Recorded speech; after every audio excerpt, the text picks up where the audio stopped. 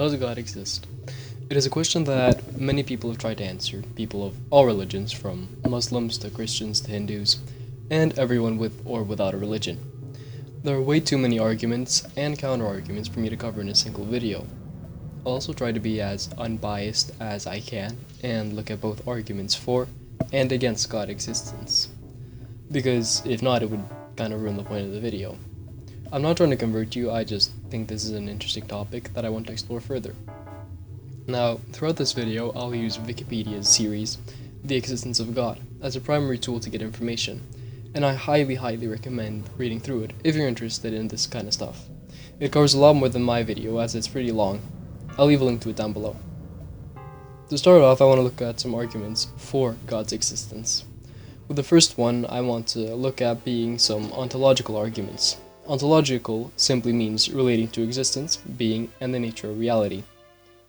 One of the first Westerners to propose an ontological argument for God is Saint Anselm of Canterbury, in his 1078 work Proslogion, or however it's pronounced, which means discourse on the existence of God. Saint Anselm defines God as, and I quote, "a being than which no greater can be conceived," end quote. Anselm argues that such a being must exist in the mind, even in the mind of a non-believer. From this, he suggests that if the greatest possible being exists in the mind, it must also exist in reality, because if it existed only in the mind, then an even greater being must be possible, one that exists both in the mind and in reality. Therefore, the greatest possible being exists both in mind and reality, the greatest possible being God.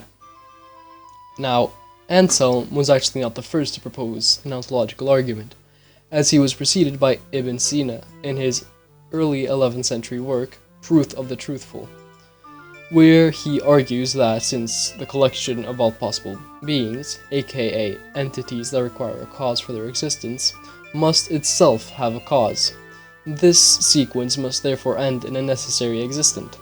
A necessary existent is something that exists by its own essence rather than through an outside cause, this, of course, being God. René Descartes is perhaps most known for his statement, cogito ergo sum, I think, therefore I am, but he was also a Catholic and has a lot of work about the existence of God.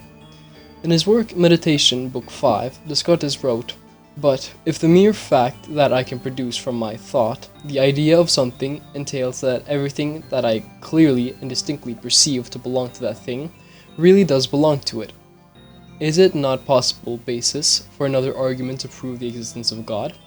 Certainly the idea of God, a perfect supreme being, is one that I find within me, just as surely as the idea of any shape or number. And my understanding that it belongs to his nature, that he always exists, is no less clear and distinct than is the case when I prove of any shape or number that some property belongs to its nature." What Descartes is arguing is that God's existence can be deducted from his nature, just as geometric ideas can be deducted from the nature of their shapes. René Descartes suggests that the concept of God is that of a supremely perfect being that holds all perfections. He seemed to have assured that existence is a predicate of a perfection. Thus, if the notion of God did not include existence, it would not be supremely perfect, as it would be lacking a perfection. Consequently, the notion of a supremely perfect God who does not exist is unintelligible. Therefore, according to God's nature, God must exist. I think it's time to look at some arguments against God. While looking through the different arguments against God, most of them were honestly just not as interesting, and most of them were pretty modern. But there is one that was not only interesting, but also older than Christianity, in fact. It's called the problem of evil. The problem of evil originated from ancient Greek philosopher Epicurus, somewhere around 300 BC. Epicurus says, and I quote, "Is God willing to prevent evil but not able? Then he is impotent. Is he able but not willing? Then he is malevolent. Is he both able and willing? Then why is there evil?" End quote. Now, the argument from evil is as follows. If God is all good, all-powerful, and all-knowing, then evil does not. but because evil does exist and all good, all-powerful, all-knowing God does not. Now, interestingly enough, Epicurus was himself not an atheist.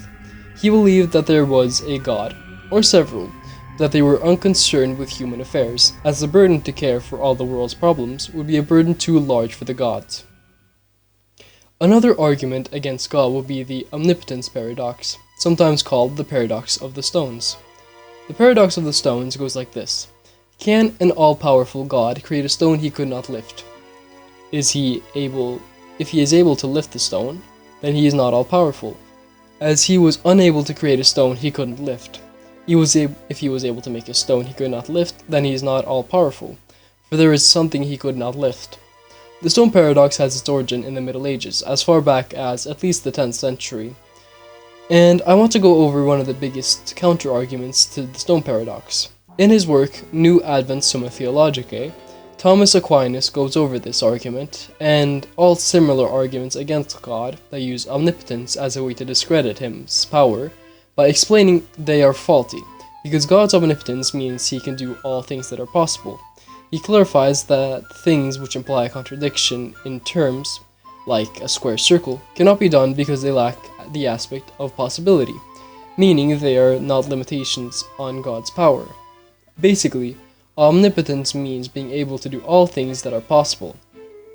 A square circle is not possible, therefore an omniscient being does not need to be able to square a circle in order to be omnipotent.